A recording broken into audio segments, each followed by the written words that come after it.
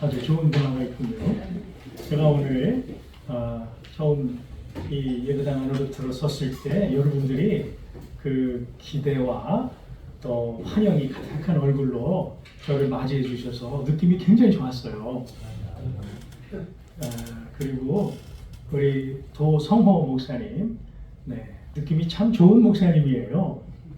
여러분들이 복을 많이 받으셨다라고 생각이 됩니다. 아멘. 왜냐하면 어떤 교회를 만나느냐, 어떤 목사를 만나느냐, 내 인생에 굉장히 큰 그 결과를 일으키거든요.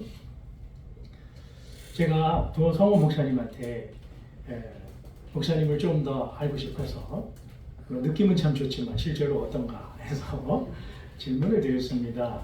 목사님은 평생에 가장 잘했다고 생각하는 선택이 세 가지가 있으면 말해 보십시오. 그랬더니 주저없이 말씀을 하는데 제가 감동을 받았습니다. 첫째는 23살 때 대학 때 예수 믿은 거예요. 네, 예수 믿고 안 믿고는 천지 차이의 결과가 나타나죠. 네, 아주 너무너무나 좋은 선택을 했고, 그 다음에 교회에서 이제 청년부 회장까지 했대요. 그런데 그때 뉴질랜드에서 유학을 오라는 그런 모든 여건이 이렇게 갖춰진 상태에서 강력한 권유가 있었지만 그 두 가지를 살펴볼 때 내가 이 교회의 청년부 회장을 맡고 있으니 이 사명을 감당하는 것이 뉴질랜드로 유학하는 것보다 더 좋은 선택이다 해서 남아 있었답니다. 그래서 최선을 위해서 차선을 포기할 수 있는 그런 용기 있는 분이시더군요. 그런가 하면 또 세 번째는 뭔가 하니까 신학교에 들어가게 된 거라는 거예요. 그래서 주의 종의 길을 가기로 하고 헌신하고 결단하고 지금까지 주의 종으로 사는 것, 이것이 그가 가장 잘한 인생의 세 가지 선택이라고 합니다. 여러분 박수 한번 해주세요. 물론 이제 가장 영순위 선택은 또 따로 있지요. 네. 사랑하는 아내를 선택한 거, 네, 그런 기분으로 하고 이렇게 귀한 선택을 했습니다. 여러분, 선택은 너무너무 중요합니다. 왜냐하면 모든 선택에는 결과가 따르기 때문이에요. 네, 그래서 여러분들이 참 좋은 담임 목사님을 모시게 됐다라는 것을 제가 오늘 확신하며 여러분들에게 오늘 귀한 말씀의 당부를 하게 된 것을 아주 영광으로 기쁘게 생각합니다. 요즘 사회가 너무나 어지러운데 이상한 목사들이 많이 나타나서 교회를 어지럽히고 있습니다. 어지러울 때에는 우리는 헤맬 것이 아니라 언제나 본질로 성경으로 돌아가야 할 것입니다. 왜냐하면 성경은 영원 불변한 하나님의 말씀이요 절대 진리이기 때문입니다. 자, 이 성경이 목사를 어떤 사람이라고 표현하는가 하면 감독이다, 또는 장로다, 또는 교회의 사자, 또는 전도인, 또는 교사, 또는 청지기, 자, 이런 이름들로 성경이 목사를 부르고 있어요. 그런데 한 번은 하나님께서 우리 교회 성도의 입으로 목사가 무엇인지를 저한테 가르쳐 주시더라고요. 13년 전이었어요. 저희 가정에 대폭풍이 불어닥쳐서 제가 고통과 슬픔으로 휘청거리고 있었습니다. 그때 어떤 여자 집사님이 전화를 했어요. 근데 그분은요, 이 알코올 중독에 걸린 분이었어요. 참 어떻게 보면 좀 너무 한심하고 너무 걱정되는 그런 분이었는데 저한테 전화를 하셨어요. 그러면서 하시는 말씀이, 목사님은 우리의 영적인 아버지세요. 절대로 흔들리면 안 돼요, 목사님. 아유, 성도가 얘기할 걸, 아니, 목사가 권면할 걸 성도가 그렇게 간절한 마음으로 흔들리지 말아달라고. 목사님, 우리의 영적인 아버지 아니냐고. 그래서 그렇구나. 내가 아버지구나. 흔들리면 안 되지. 그랬던 적이 있어요. 또 한 번은 어떤 장로님이 또 깨닫게 해주셨습니다. 목사님은요, 엄마예요. 엄마의 가장 중요한 일은 뭐겠어요? 자식한테 밥 먹이는 일이죠. 다른 거 다 잘해도 이거 제대로 못하면 좋은 목사님이라고 할 수 없지요.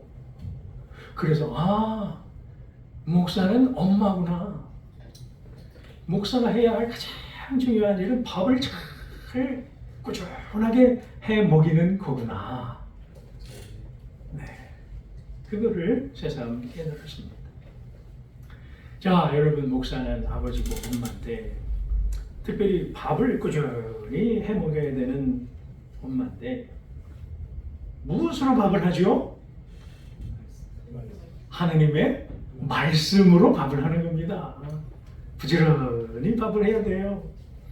목사는 정치 평론가가 아니요, 연예인도 아니요, 사상가도 아니고 오직 하나님의 말씀으로 밥해 먹이는 엄마와 같은 사람입니다. 이 직책이 하나님 앞에서 얼마나 영광스럽고 중요한 직책인지요. 그래서 사도 바울이 성령에 충만해서 아들 같은 디모데에게 유언을 했습니다. 1절에 하나님 앞과 살아있는 자와 죽은 자를 심판하실 그리스도 예수 앞에서 그가 나타나실 것과 그의 나라를 두고 엄히 명하노니 너는 말씀을 전파하라. 그래서 여기서 제목을 삼았어요. 너는 말씀을 전파하라 라는 명령이 얼마나 엄숙한지. 하나님 앞에서 명한다. 살아있는 자와 죽은 자를 심판하실 그리스도 예수 앞에서 명한다. 그가 심판장이고 너의 이 직분에 대해서 언젠가 심판하실 것인데 그분 앞에서 내가 명한다. 그가 나타나실 것과 그의 나라를 두고 명한다. 너는 말씀을 전파하라. 아멘. 참으로 준엄한 명령이 아닐 수가 없어요. 그러면 목사는 말씀에 무엇을 선포해야 될까요? 세 가지를 말씀드리기를 원합니다. 목사가 말씀을 가지고 무엇을 선포해야 될 것인가? 목사는 세상의 거짓들을 분별할 수 있는 지혜를 주는 설교를 해야 합니다. 아멘.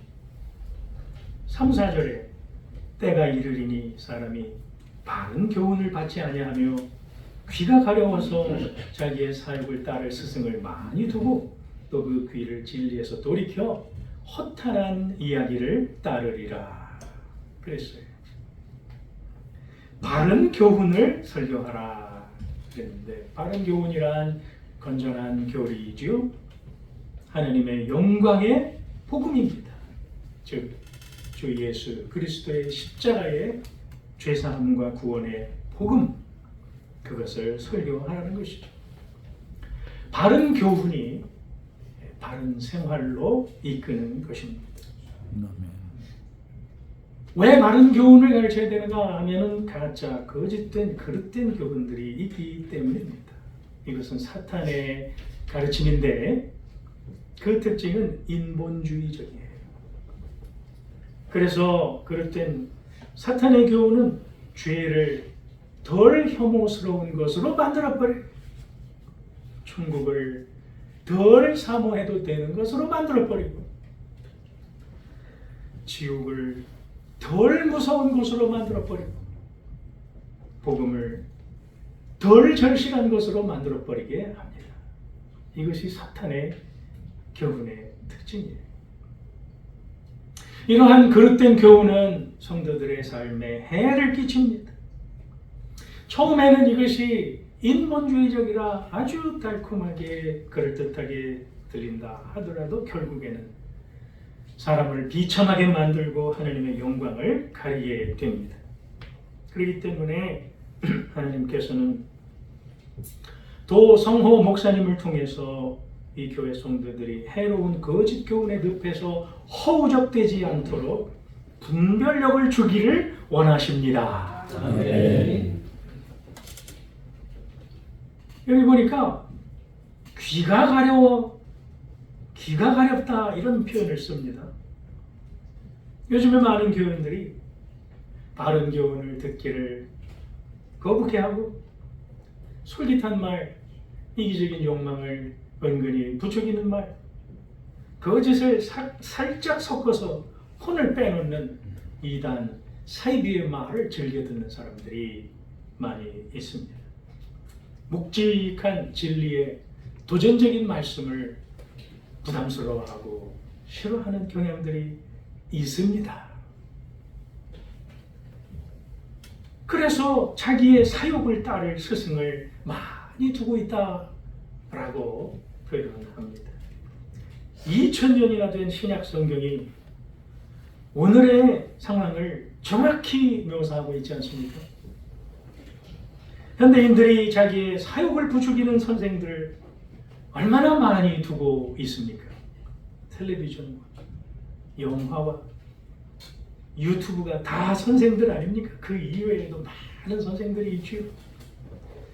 여러분은 요즘 어떤 선생들을 두고 있습니까?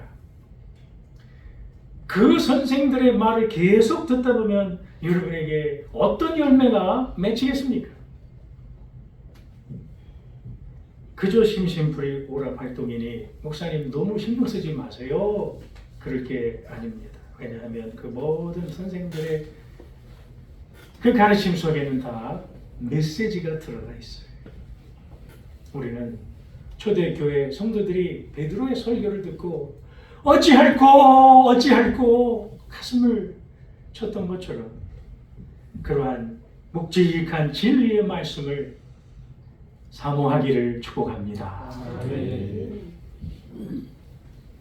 디모데후서 2장 16절에 망령되고 헛된 말을 버리라. 그들은 경건하지 아니하매 점점 나아가느니. 여러분, 예수 믿는 사람이 갑자기 타락하는 게 아니고 점점 세상으로 미끄러져 타락하는 것입니다. 누가 타락한다고요?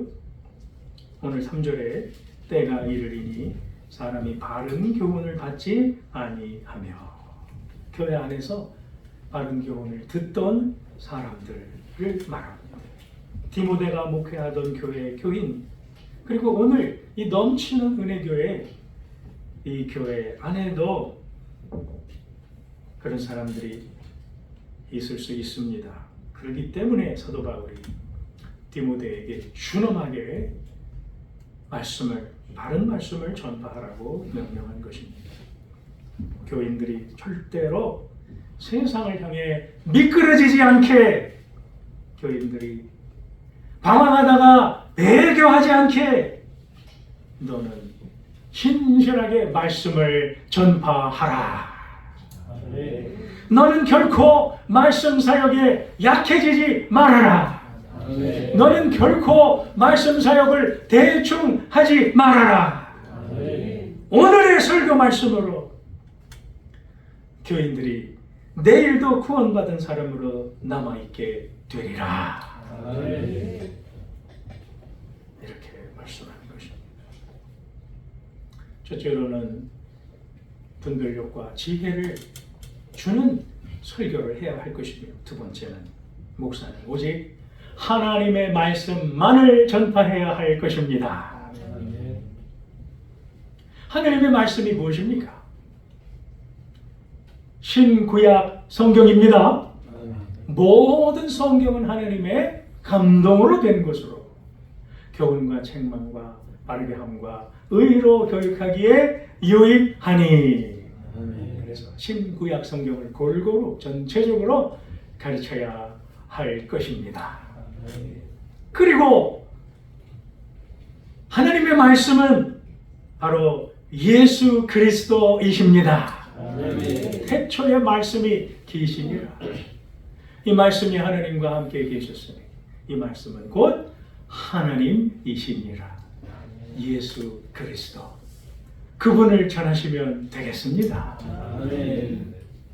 그리고 하나님의 말씀은 복음입니다.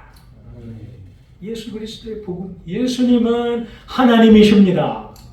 그분은 천국에서 세상으로 내려오셔서 우리와는 달리 완전한 삶을 사시고 십자가에 달려 죽으심으로써 우리의 죄값을 대신 치러 주셨습니다. 무덤에 묻혔다가 죽은 자 가운데서 다시 말씀하신 대로 다시 살아나셨습니다. 그리고 지금 천국에서 재림하실 때까지 다스리시며 우리에게 믿는 자에게 영생을 주고 계십니다. 하나님이 세상을 이처럼 사랑하사 독생자를 주셨으니 이는 그를 믿는 자마다 멸망하지 않고 영생을 얻게 하려 하심이라. 예수 그리스도의 선명한 십자가의 복음, 그분이 우리의 구원자이시며 그분이 우리의 주님이심을 선포해야 하는 것입니다. 이 일을 하는 데 있어서 때를 얻든지 못 얻든지 항상 힘쓰라 하셨어요. 목사는 철저히 성경을 연구하고 기도하며 끝없이 자기 자신을 살펴야 합니다. 목사의 삶이 말씀 선포이고 뿐만 아니라 목사의 일생일대의 영광된 직책이 바로 설교하는 것입니다. 그런데 넘치는 은혜교회 사랑하는 성도 여러분, 우리가 꼭 기억해야 될 것은 하나님의 말씀에는 위로와 격려만 있는 게 아닙니다. 하나님의 말씀에는 책망이 들어있습니다. 경고가 들어있습니다. 그래서 2절 뒷부분에 경책하며 경계하며 권하라. 책망은 지적하는 것이고 권면은 격려하는 것이지요. 책망은 도전하는 것이고 격려는 응원하는 것이지요. 책망은 아프게 하고 권면은 치유하는 것입니다. 그러므로 여러분들은 앞으로 도성호 목사님의 설교에서 위로와 격려만 찾으면 안 되겠습니다. 잘못 나가는 것입니다. 인본주의로 가는 것입니다. 그렇게만 하면 내 견해가 옳다는 것을 확증받으려고 설교를 들으려 해서도 안 될 것입니다. 말씀에 들어있는 책망도 달게 받을 수 있어야 성장합니다. 내 생각과 다른 말씀을 들을 줄 알아야 성장하는 것입니다.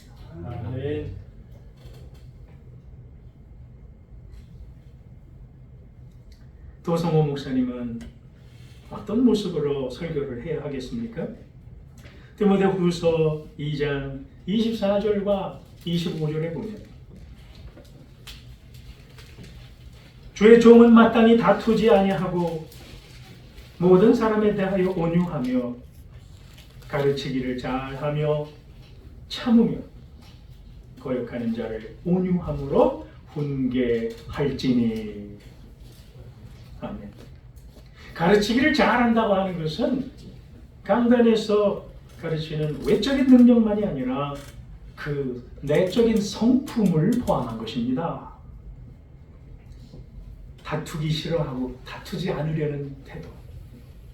얼마나 싸울 일이 많습니까? 목사는 싸움에 말려 들어가면 안 됩니다. 한 대 치면 그냥 맞고 끝내야지 돌려 치려고 하면 안 되는 것입니다. 온유함과 오래 참음, 이것이 있어야 잘 가르치는 자인 것입니다.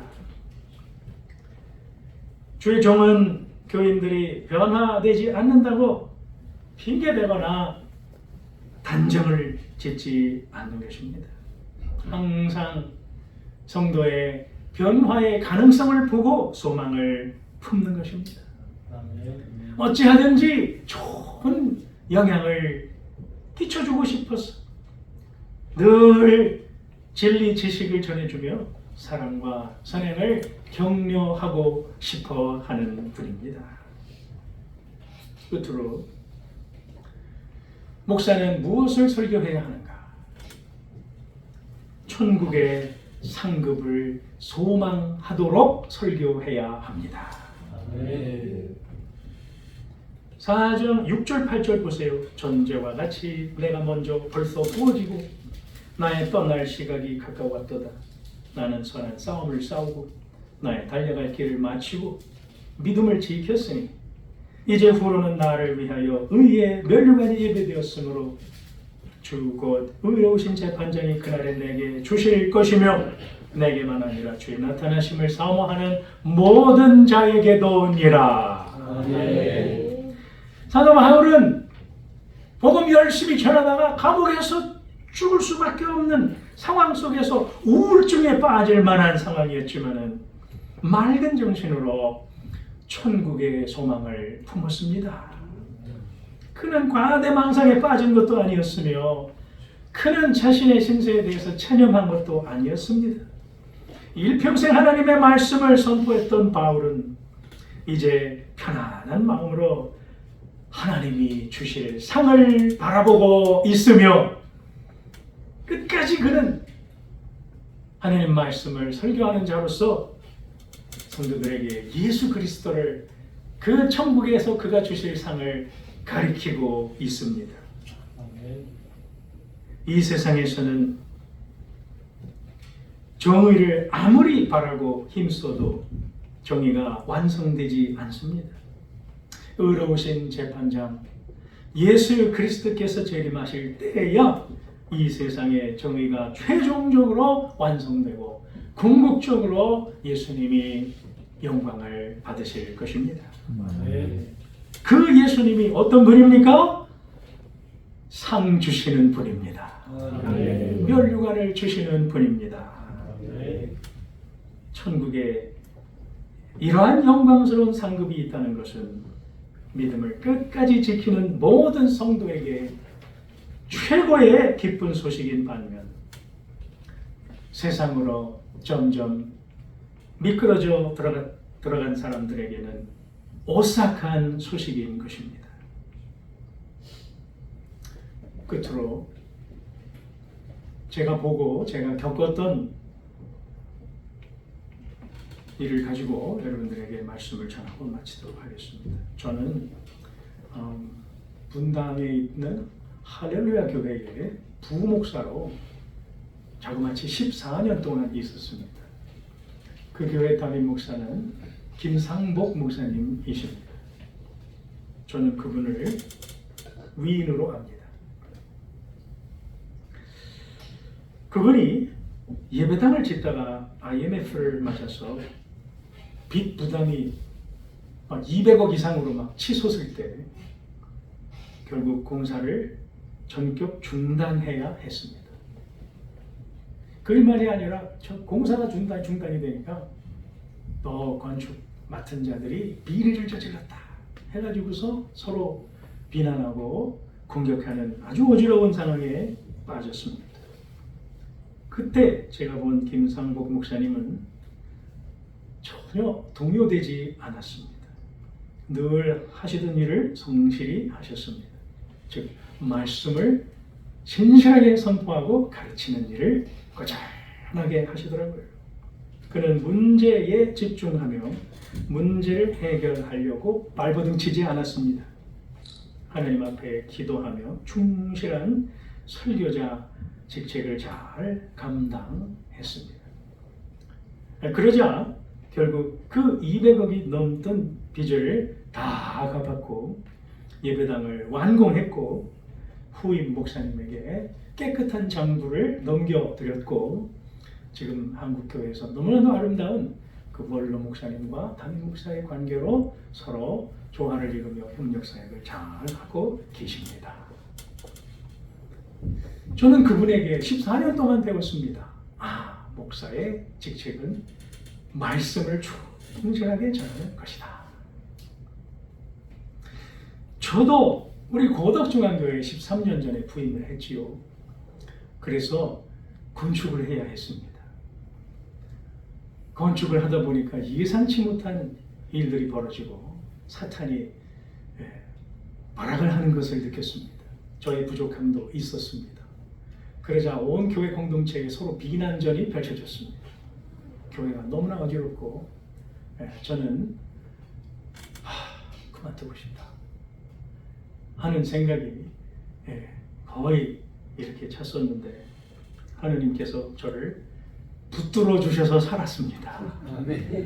많은 은혜가 있는데 붙들어 주시는 은혜가 있더라고요. 나는 내 힘은 없어서 그냥 페달을 밟지 않으면 그냥 넘어져야 돼요. 넘어질 수밖에 없는 상황이에요. 몸과 마음이 완전히 피폐해졌어요. 한 몇 년 동안을 계속 힘들었으니까. 그런데 하나님이 붙들어 주셨어요. 그럼 어떻게 붙들어 주셨는가? 저에게 오는 온갖 비난과 오해와 공격들의 문제들에 집중하지 않고 하나님 말씀을 충실히 전하려고 최선을 다했습니다. 누가 나한테 공격해도 당신은 나의 싸움 대상이 아닙니다. 내가 싸워야 할 대상은 이 어둠의 세상의 주관자들입니다. 사탄입니다. 당신하고 나는 싸울 생각이 없습니다. 그래서 맞으면 맞았지 제가 반격을 하지 않았습니다. 기억으로는 한 번도 목소리를 높인 적이 없습니다. 말씀만 충실히 전하려고 집중하려고 했더니 시간이 지나면서 하나님께서 매듭을 하나씩 풀어주시고 예배당도 완공시켜 주셨습니다. 그리고 입당 예배하는 날부터 분위기가 완전히 바뀌기 시작했습니다. 정말 기적이었어요. 그래서 완공한 지 이제 9년 차입니다. 벌써.